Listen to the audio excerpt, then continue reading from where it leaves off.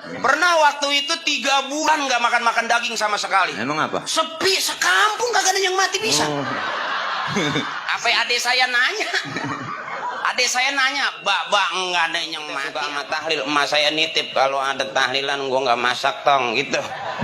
Ternyata tahlil itu juga ngurangin belanja emak. Jujur aja saya termasuk keluarga yang mau makan daging nggak pernah diajak ke restoran, nggak pernah diajak ke tempat makan orang mahal, nggak. Saya mau makan daging nungguin orang pulang tahlil. Makanya bapak saya kalau mau tahlil rajin, emang dia tahu nggak kebeli daging. Iya. Alhamdulillah daging sekepel keluarga saya 13. Itu daging sekepel semur digigitin sama mak saya. Sarang dikit. Iya. Nggak berasa daging, kecap doang. Iya. Alhamdulillah.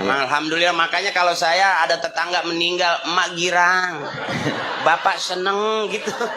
Iya. Dia nggak belanja jadinya. Pernah waktu itu 3 bulan nggak makan daging sama sekali. Emang apa? Sepi sekampung, gak ada yang mati bisa. Apa adik saya nanya? Adik saya nanya, Bak, nggak ada yang mati apa gitu. Bapak saya megang sorban jalan ke depan pintu, ya tong ntar kali sore-sorean gitu. Alhamdulillah pas beduk maghrib ada aja yang meninggal. Mati. Cuman ketigan beduk doang. Mati lagi. Sekali ngok. Alhamdulillah. Makanya di saat orang-orang gak demen sama tahlil, saya nggak berani membid'ahkan, memusyrikan, saya nggak berani. Karena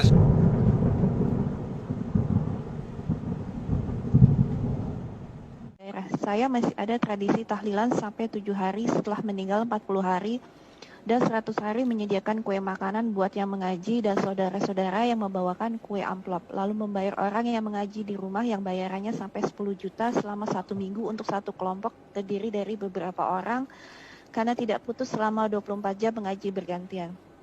Sehingga yang saya dengar total biayanya bisa mencapai 40 jutaan Ustadz, dimulai dari pemakaman, membagikan amplop orang-orang menyolati sampai tahlilan 100 hari, membagikan buku Yasin dan besek makanan yang dikemas dengan wadah tempatnya baskom yang biasa ingin terlihat. Wah, jujur saya kaget dan memikirkan bagaimana mungkin setelah meninggal saya membebankan biaya yang jumlahnya tidak sedikit. Apakah memang harus seperti itu Ustaz? Bagaimana hukumnya? Jazakallahu khair. Barakallahu fikum. Iya jemaah, kita masih melihat tradisi-tradisi di masyarakat yang menjadi sebuah ibadah sebenarnya, bukan tradisi. Karena mereka melakukan itu dalam rangka mendekatkan diri kepada Allah Azza wa Jalla. Kalau ukhti bertanya, apakah seperti itu memang yang harus dilakukan? Sehingga ukhti ini berpikir, gimana kalau aku mati nanti? Harus menyediakan uang 40 juta atau 30 juta yang akan menjadi beban buat keluarganya. Apakah memang seperti itu yang diajarkan? Sehingga kalau nggak seperti itu, engkau nggak akan diampuni dosa-dosa. Ahibati fillah. Tadi kita udah bacakan hadisnya. Cukup disolatin. 40 orang yang solatin. Atau kurang dari 40 orang. 3 soft. Asalkan tuh orang-orang bertakwa.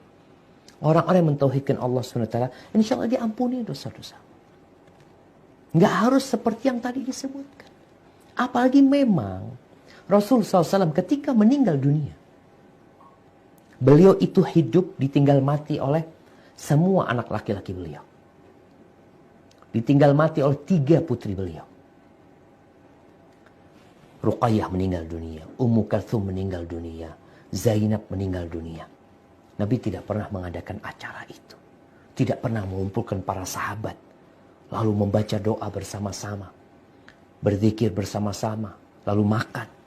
Nggak ada. Ketika Nabi SAW meninggal dunia, apakah Abu Bakar melakukan itu? Tidak. Ketika Abu Bakar meninggal dunia, apakah Umar melakukan itu? Tidak. Ketika Umar meninggal dunia, apakah Utsman melakukan itu? Tidak. Ketika Utsman meninggal dunia, apakah Ali bin Abi Thalib melakukan itu? Tidak. Nggak ada. Terus gimana supaya diampuni? Betapa mudahnya sunnah Rasul SAW. Biaya yang perlu itu adalah biaya untuk pemakaman. Ya, kalau harus beli tanah, harus beli kafan, ya, itu biaya yang dikeluarkan. Adapun mensolatin tanpa biaya, kita bicara ikhlas lillahi ta'ala. Setelah pemakaman apa yang dilakukan? Selesai, nggak ada apa-apa. Kayak gitu, Ustaz. Ya seperti itu Nabi SAW. Jadi kalau ada yang mengatakan bahwasanya orang yang meninggal dunia yang tidak ditahlili umpamanya dikatakan seperti bangkai. Apakah benar engkau mengatakan itu? Benar engkau mengatakan itu. Bagaimana Rasul SAW ketika meninggal dunia? Seperti bangkai. Bagaimana tatkala Umar meninggal dunia, Abu Bakar meninggal dunia? Tanpa acara itu semua dan kau tahu, nggak ada acara itu. Lalu dikatakan bangkai. Maka cobalah kita melihat Islam ini agama yang indah. Sunnah Nabi SAW itu ketika engkau meninggal dunia, engkau dimandikan, dikafani, disolati, dikuburkan, selesai. Terus Ustaz, masa nggak ada acara macam-macam?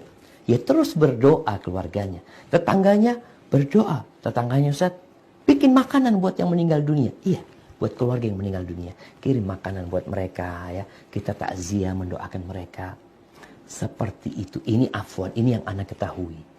Bagaimana di masa Nabi SAW.